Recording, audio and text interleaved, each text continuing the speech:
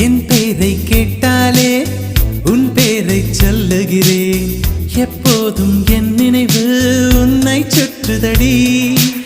எதிரே யார் வந்தாலும் நீ என்று குழம்புகிறேன். உன்னாலே என் மனதில் மின்